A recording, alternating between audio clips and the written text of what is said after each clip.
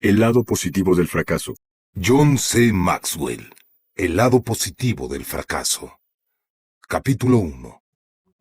¿Cuál es la mayor diferencia entre la gente que triunfa y la mediocre? ¿Qué es lo que destaca a los vencedores? ¿Por qué algunas personas alcanzan alturas envidiables en tanto que otras caen estrepitosamente? Llámelo suerte, bendición, el toque del rey Midas, o como quiera. Pero la verdad es que algunas personas parecen alcanzar cosas increíbles a pesar de lo difíciles que parezcan. No importa la clase de trabajo que hagan, donde quiera que estén, pareciera que con su sola presencia hacen realidad cualquier cosa. Sin duda que a todos nos gusta pensar que estamos por encima del promedio, pero los triunfadores parecen dejar el promedio en el polvo. ¿Qué hace la diferencia? ¿Por qué a algunas personas les va tan bien? ¿Será por el trasfondo familiar? Crecer en una buena familia es algo por lo que cualquiera debería sentirse agradecido, pero no es un indicador confiable de ser la razón para el éxito. Un alto porcentaje de las personas exitosas viene de hogares destruidos. ¿La riqueza? No. Algunos de los hombres y mujeres de mayor éxito vienen de la clase media y de la clase media baja. La riqueza no es un índice de éxito, ni la pobreza es garantía de logros insignificantes. ¿La oportunidad? Bueno, la oportunidad es algo muy especial. Dos personas con dones, talentos y recursos similares pueden observar una situación dada, y una de ellas verá tremendas oportunidades en tanto que la otra no verá nada. La oportunidad está en el ojo del observador. ¿Una alta moralidad? Me gustaría que esta fuera la clave, pero no lo es.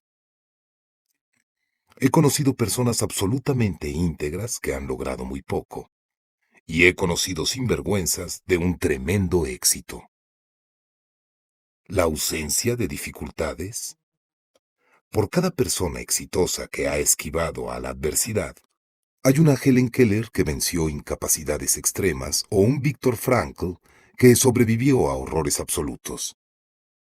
Así es que tampoco es la ausencia de dificultades. No, ninguna de estas cosas es la clave. Para decirlo en forma franca, yo sé solo de un factor que separa a los que se distinguen en forma consecuente de los que no. Capítulo 2. Redefinamos fracaso y éxito. Una nueva definición de fracaso y éxito. El 6 de agosto de 1999, un jugador de las grandes ligas de béisbol, en su turno al bate en el estadio de Montreal, hizo otro out, el número 5113 de su carrera profesional. Esa cifra significa un montón de viajes al punto de bateo sin un solo imparable.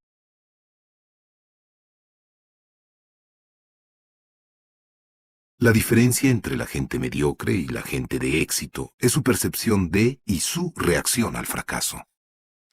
Ninguna otra cosa tiene la clase de impacto en la capacidad de las personas de alcanzar y llevar a cabo cualquier cosa que se propongan y deseen.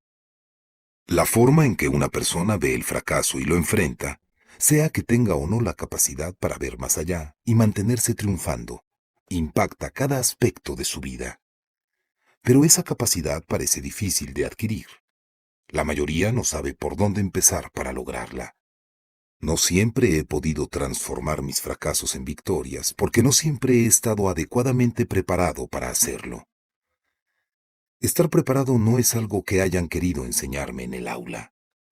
Echemos una mirada a mis anteriores actitudes hacia el fracaso y veamos si su experiencia es la misma a la mía. Primero, tenía miedo de fracasar. Una experiencia que tuve en la universidad junto con la forma que reaccioné a ella es típica de lo que muchos estudiantes enfrentan. El primer día de mi primer año en la universidad, el profesor entró a la clase de Historia de las Civilizaciones y con energía dijo: «La mitad de ustedes no aprobará esta clase». ¿Cuál fue mi primera reacción? Miedo. Hasta entonces, nunca había tenido un fracaso en mis estudios y no quería empezar ahora. De manera que la primera pregunta que me hice fue, ¿qué querrá el profesor? La universidad se transformó en un juego que yo quería ganar. Recuerdo que una vez memoricé 83 fechas para un examen porque mi profesor creía que si se podían citar fechas era porque la materia se dominaba. Conseguí una A en ese examen, pero 3 días más tarde había olvidado toda la información. Me las arreglé para evitar el fracaso que temía, pero en realidad no logré nada. Segundo, no entendía eso del fracaso. ¿Qué es un fracaso? Cuando era niño, yo creía que era un porcentaje. Menos de 69 significaba fracaso. 70 para arriba significaba éxito. Ese pensamiento no me ayudó. El fracaso no es un porcentaje ni un examen. No es un hecho aislado. Es un proceso. Tercero, no estaba preparado para el fracaso. Cuando me gradué de la universidad, no estaba preparado para lo que me esperaba más adelante. Me di cuenta de eso en mi primer trabajo. Como pastor de una pequeña iglesia rural, ese primer año trabajé durísimo. Hice todo lo que la gente esperaba de mí, y un poco más. Pero para ser sincero, me interesaba tanto en conseguir personas que simpatizaran conmigo como en ayudar a los demás. En esa iglesia se acostumbraba a que cada año los miembros votaran para decidir si reelegían a los líderes o no. Muchos de los líderes que yo conocí a través de los años apreciaban contar con que ellos habían sido confirmados por unanimidad en sus cargos. Imagínense mi sorpresa cuando se contaron los votos. 31 a favor, 1 en contra y una abstención. En ese momento me di cuenta de cuál irreal era la opinión que tenía del éxito y del fracaso. Y al ayudar a través de los años a líderes a crecer y desarrollarse, me he dado cuenta de que la mayoría de las personas están en la misma circunstancia. En la revista Leadership Magazine, revista de liderazgo, J. Wallace Hamilton afirma: el aumento de los suicidios, alcoholismo e incluso algunas formas de crisis nerviosas, me he dado cuenta de que la mayoría de las personas están en la misma circunstancia.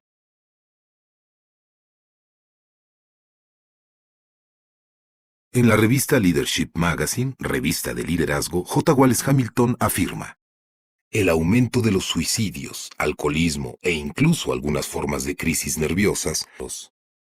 En este momento, usted tiene la oportunidad de asistir a una clase conmigo que nunca se la dieron en la escuela. Quiero ayudarle a prepararse para el fracaso. Porque en la vida, la pregunta no es si vamos a tener problemas, sino cómo vamos a enfrentarlos. ¿Va a transformar sus problemas en victorias? ¿O va a dar un paso atrás? Cuando pienso en las personas que han enfrentado problemas y han salido triunfantes, una de las primeras que vienen a mi mente es Mary Kay Ash. Admiro a Mary Kay. Ella venció una serie de obstáculos en su carrera y nunca dejó que los fracasos destruyeran lo mejor de ella. El primer trabajo de Mary Kay fue en ventas directas, donde alcanzó un notable éxito. Allí encontró que para una mujer era difícil progresar en el mundo de las grandes corporaciones, especialmente en los años 50 y comienzo de los 60. Así que después de 25 años de éxito, decidió retirarse. Su retiro no duró mucho. Antes que transcurriera un mes, se volvió como loca. Decidió comenzar su propia compañía. Pensó en una compañía de cosméticos porque daría a cada mujer que trabajara allí oportunidades ilimitadas. Compró las fórmulas de los mejores productos que pudo encontrar en el mercado, elaboró un plan de mercadeo y se preparó para lanzar la corporación. No pasó mucho tiempo antes de que se encontrara con el primer obstáculo. Cuando visitó a su abogado para hacer los arreglos legales para la corporación, éste la trató duramente, prediciéndole el peor de los fracasos. Su contador le habló en términos similares. A pesar de los intentos por desanimarla, ella siguió adelante. Invirtió los $5,000 ahorros de su vida en su nuevo negocio. Puso a su esposo a cargo de la administración y ella se dedicó por entero a preparar los productos. a diseñar los envases, a escribir el material para entrenamiento y a reclutar vendedores. Pero entonces, un mes antes de abrir, su esposo murió de un ataque al corazón. Allí mismo, en la mesa de la cocina. La mayoría de la gente nunca habría sido capaz de seguir adelante después de eso. Pero no Mary Kay. Ella se mantuvo avanzando y el 13 de septiembre de 1963 lanzó su negocio. Hoy día, la compañía tiene más de 1.000 millones de ventas al año, emplea a 3.500 personas y capacita a 500.000 representantes en 29 mercados a través del mundo en el campo de las ventas directas. Mary Kay ha recibido casi todos los trofeos y premios que un empresario pudiera soñar. A pesar de las circunstancias adversas, los obstáculos y las desgracias, ella salió adelante. Yo no sé qué obstáculos está enfrentando usted en su vida estos días, pero los que sean, no importa. Lo que sí importa es que su vida puede cambiar si está dispuesto a ver los fracasos en forma diferente. Usted tiene el potencial para vencer cualquier problema, error o desgracia. Todo lo que tiene que hacer es aprender a ver los fracasos como victorias potenciales. Si está listo para hacer eso, vuelva a la página y sigamos.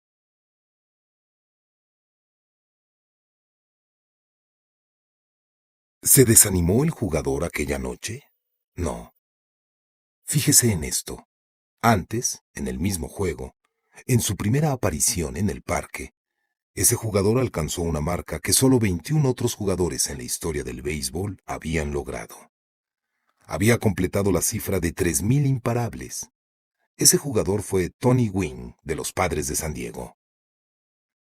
Durante aquel juego, Tony consiguió en 5 intentos conectar 4 imparables. Pero eso no es usual en él. Por lo general, él no logra un imparable en 2 de cada 3 intentos. Es posible que estos resultados no parezcan muy espectaculares, pero si usted sabe de béisbol, tendrá que reconocer que la habilidad de Tony para triunfar consecuentemente solo una vez en 3 intentos ha hecho de él el más grande creador de imparables en su generación. Y Tony sabe que para pegarle a la bola hay que errar muchas veces. Uno de los más grandes problemas que la gente tiene respecto del fracaso es que juzga demasiado apresuradamente situaciones aisladas en su vida y las clasifica como fracasos. En lugar de hacer eso, deberían mantener en mente el cuadro completo de cada situación. Alguien como Tony Gwynn no piensa que un out que haga es un fracaso. Él ve el out en el contexto general del juego. Su perspectiva lo lleva a perseverar. Su perseverancia le da longevidad y la longevidad le ofrece oportunidades para tener éxito. Cambiar su perspectiva del fracaso le ayudará a perseverar para finalmente alcanzar lo que desea. Entonces, ¿cómo va a juzgar el fracaso? Déjeme comenzar echando una mirada a 7 cosas que el fracaso no es. Primero, la gente cree que el fracaso se puede evitar, y no se puede. Seguramente usted ha oído aquello de errar es humano, perdonar es divino, que Alexander Pope escribió hace más de 250 años. Lo que él estaba haciendo era nada más que parafraseando un dicho que era muy común 2000 años antes durante el tiempo de los romanos. Hoy las cosas son muy parecidas a como eran en aquel tiempo. Si usted es un ser humano, va a cometer errores. Segundo, la gente cree que fallar es el resultado de algo, y no lo es. Cuando estaba en mi época de crecimiento, creía que el fracaso venía en un momento. El mejor ejemplo que puedo recordar para ilustrar esto es cuando hacemos un examen.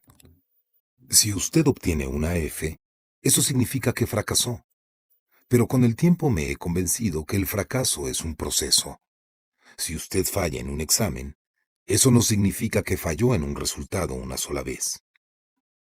La F muestra que usted falló en el proceso que habría de desembocar en el examen.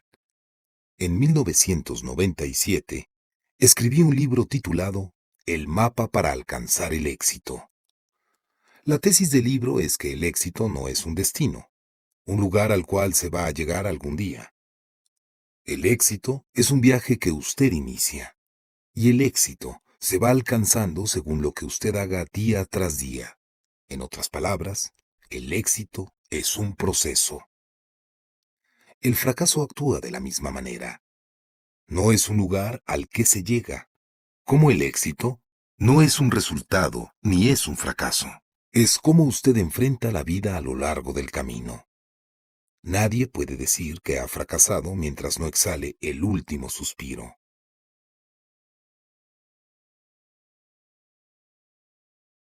Hasta ese momento, todavía estará en proceso y aún no se habrá dicho la última palabra. Tercero, la gente cree que el fracaso es objetivo y no lo es. Cuando usted se equivoca, ¿qué determina que tal acción fue un fracaso? La respuesta es que usted es la única persona que puede realmente decidir que ha fracasado. Esto es algo subjetivo. Su percepción y la forma en que reacciona ante sus errores determinan si sus acciones son o no un fracaso. Cuarto, la gente cree que el fracaso es un enemigo y no lo es. La mayoría de la gente trata de evitar los fracasos como se evita una plaga. Le temen, pero de la adversidad es que surgen los éxitos. El entrenador de básquetbol de la NBA, Rick Pitino, lo dijo aún más enfáticamente. Es bueno fracasar porque el fracaso es como el fertilizante. Todo lo que he aprendido sobre cómo dirigir un equipo lo he aprendido cometiendo errores. Quinto, la gente cree que fallar es algo irreversible, y no lo es. En Texas hay un viejo proverbio que dice, no importa cuánta leche derrames, lo que importa es no perder la vaca. En otras palabras, los errores no son irreversibles. Hay que mantener la perspectiva. Los problemas vienen cuando uno solo ve la leche que derrama y no el cuadro completo. La gente que ve sus errores en forma correcta se aprovecha de ellos. Sexto, la gente cree que el fracaso es un estigma y no lo es. Los errores no son una marca permanente. Me gusta la perspectiva del fallecido senador Sam Ervin Jr., quien decía, tanto la derrota como la victoria sirven para remecer el alma y dejar la gloria afuera. Así es como tenemos que ver al fracaso. Cuando cometa errores, no deje que eso lo desmoralice, y no piense en ellos como un estigma. Haga de cada fracaso un peldaño de la escalera que lleva al éxito. Séptimo, la gente cree que después del fracaso ya no hay más, y no es así. No permita que aun lo que parezca un tremendo fracaso le impida luchar por lograr el éxito. Piense en la historia de Sergio Simon. Era la mente maestra detrás de la nueva imagen de la Coca-Cola. Simon, quien lanzó al mercado con todo éxito la Coca-Cola de dieta, fue el mismo que introdujo la nueva Coca-Cola. El intento fue un fracaso monumental que en 1985 duró 79 días y significó a la compañía una pérdida de $100 millones. La gente rechazó la nueva Coca-Cola, y esto significó la salida de Simon de la compañía. Pero los problemas de Simon con la nueva Coca-Cola no lo mantuvieron en el piso de la derrota. Eventualmente, el retorno de la Coca-Cola clásica hizo más fuerte a la compañía, y en 1993, Simon fue contratado nuevamente. Si usted tiende a fijarse en los extremos del éxito y del fracaso, y a fijarse en resultados particulares en su vida, trate de poner las cosas en perspectiva.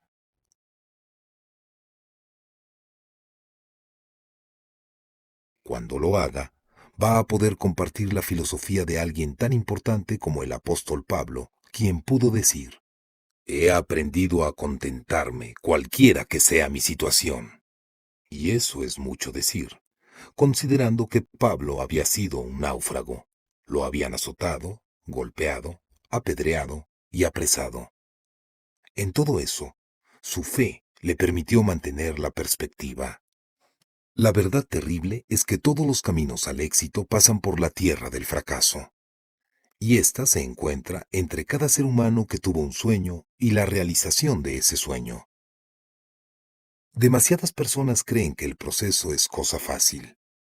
El prolífico inventor estadounidense Thomas Edison observó esta actitud en muchas personas, y esto fue lo que dijo al respecto.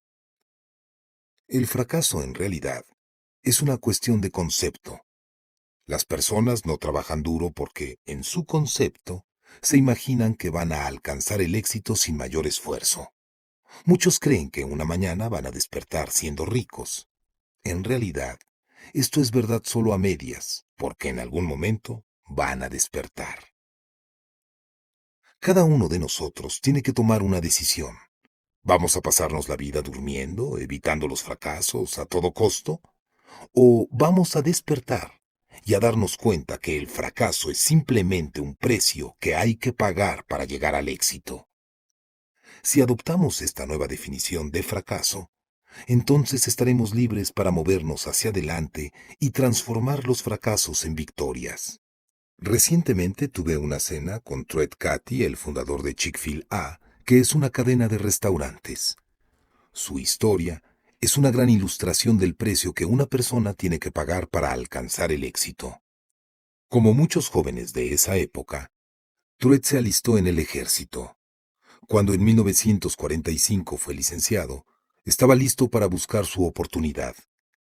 Lo que lo atraía era echar a andar un restaurante, y su sueño era trabajar con Ben, uno de sus hermanos.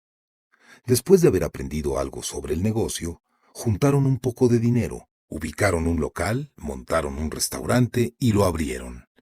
Pero no pasaría mucho tiempo antes que Truett enfrentara el primero de una serie de reveses importantes. El primero vino solo 3 años después de que abrieron el restaurante. Dos de los hermanos de Truett iban en una avioneta privada que se accidentó camino a Chattanooga, Tennessee. Ambos murieron. Truett estaba deshecho. Una vez que se repuso del golpe emocional, siguió adelante solo. 2 años más tarde, abrió su segundo restaurante. En ese momento las cosas iban bastante bien, hasta que una noche lo despertó una llamada telefónica. Se había declarado un incendio en su segundo restaurante. Corrió para ver qué podía hacer, pero cuando llegó, vio que el fuego lo había destruido todo.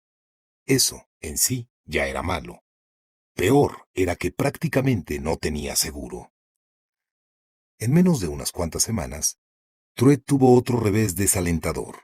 Descubrió que tenía pólipos en el colon, los que tendrían que ser extirpados.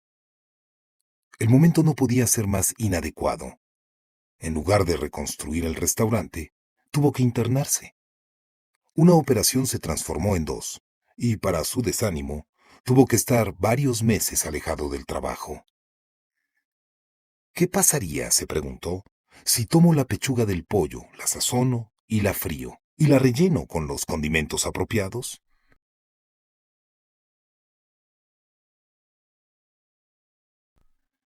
La respuesta es el emparedado Chick-fil-A y el comienzo de la cadena personal de restaurantes más grande del mundo.